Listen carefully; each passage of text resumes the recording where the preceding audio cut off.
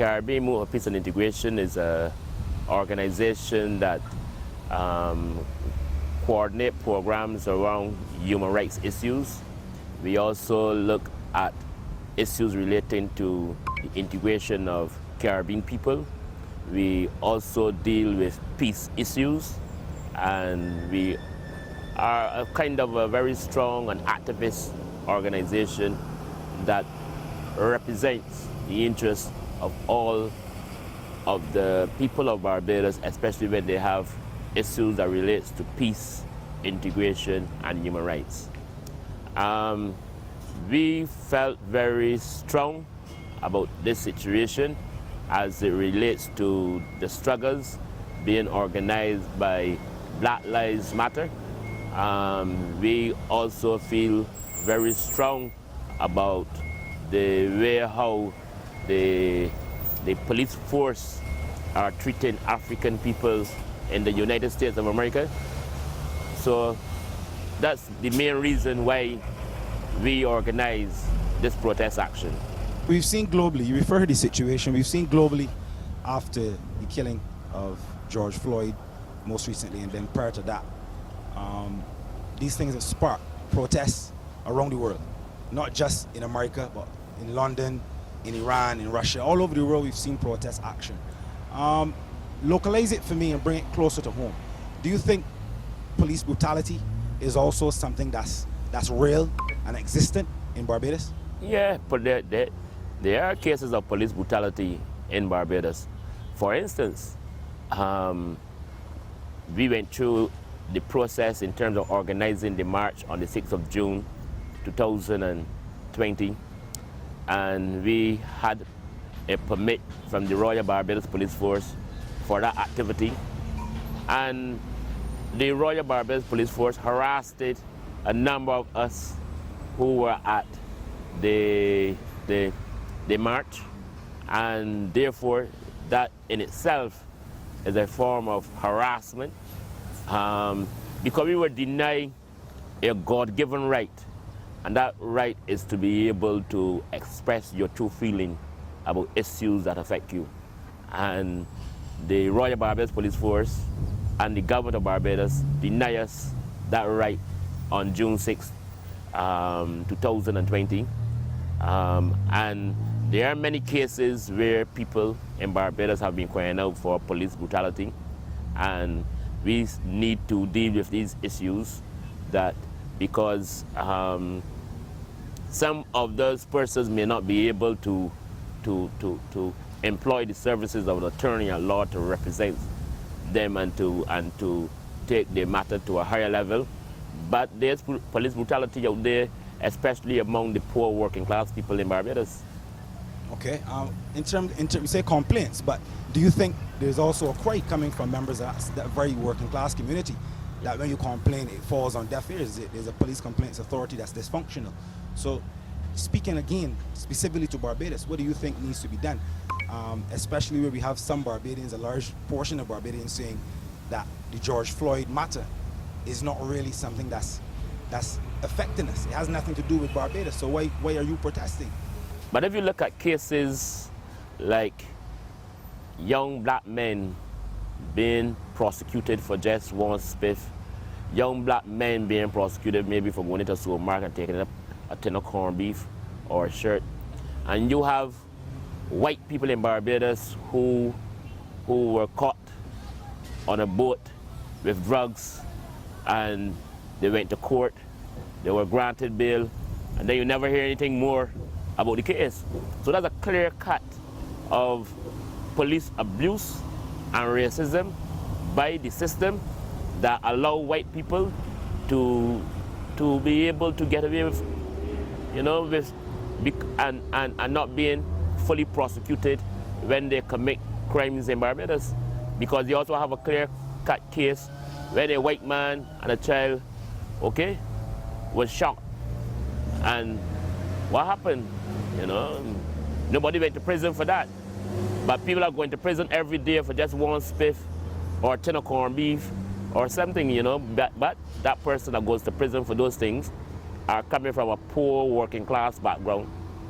Because one, they don't have the finances to pay for the legal advice and the legal support so that they can be fully be represented under our system. And therefore, I think that the government of Barbados, yes, they have a police commission, but they have to go a step further. That is to make sure that poor working class people have the right to a full legal system that will give them representation when they are charged so that they can be properly defended. And the legal system must respect the poor and powerless people of Barbados and give them an opportunity to have a fair hearing and to be able to receive some kind of defense system so that they don't have to go to prison for small issues. And then you see persons in Barbados who have committed big issues, but because they have the backing financially and the backing of other major lawyers in Barbados, that they can do as they like and then get away with it. I mean, you mentioned an interesting point. Young black men in Barbados going to jail for a spliff. We're on the verge right now of medical cannabis and new laws, sacramental cannabis laws, etc., being rolled out by the government pretty soon. Do you mind shedding some light on that for me? What are your views that we have, you know, rich interests that will come into the territory, make investments and profit, while many years ago, for more than 3 decades, we've had people in parishes like St. John, St. Joseph, St. Andrew, pretty much all over the island, planting cannabis, and as you said, they've been taken to jail, they've paid fines, thousands of dollars in fines. What are your views on that? Well, I feel a form of reparation should be paid to the Rastafari community. And that is, the state should give them the opportunity to develop the marijuana farms first. That's the first thing. The Rastafari community should be given that opportunity.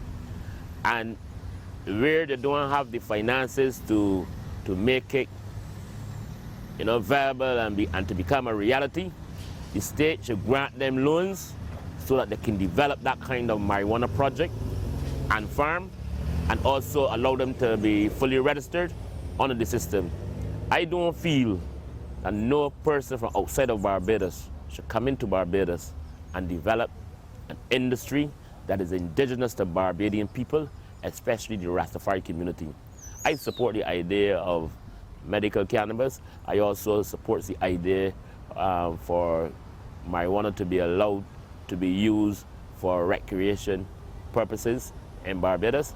I also support the idea for it to be used for spiritual purposes, because marijuana for me is a sacred tree. I don't use it, but I know that if you can grant people the opportunity to use alcohol for recreational reasons, then you can do a similar thing with marijuana.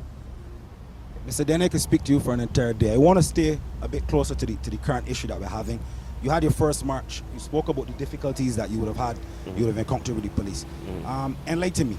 You're having a second march.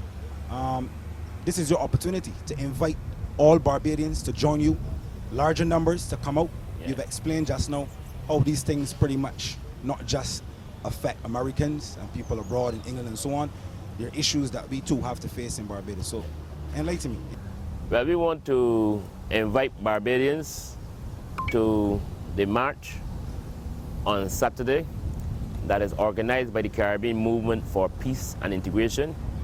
This march is in solidarity with the people of the United States of America, Black Lives Matter. We are also standing in solidarity with the family of George Floyd. We are going to also join with the people of the world that are demonstrating and fighting the battles against police brutality. We are also going to take a stand in Barbados to protest against harassment in Barbados by the Royal Barbados Police Force. We are going to also deal with human rights issues in Barbados.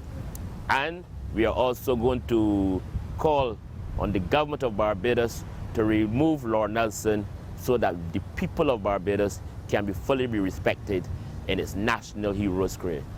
Nelson, for me, is an insult to African people, because Nelson fought a battle against slavery in the British Parliament when Wilberforce was putting forward a case for the abolition of slavery. So Lord Nelson was one of the people who supported the position that African people should remain as slaves.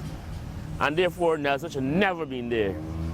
Because right now Nelson is insulting us by looking over our parliament. He's the only statue in our national hero square, which is an insult to black people in Barbados. So for me, Nelson should be removed from our national hero square.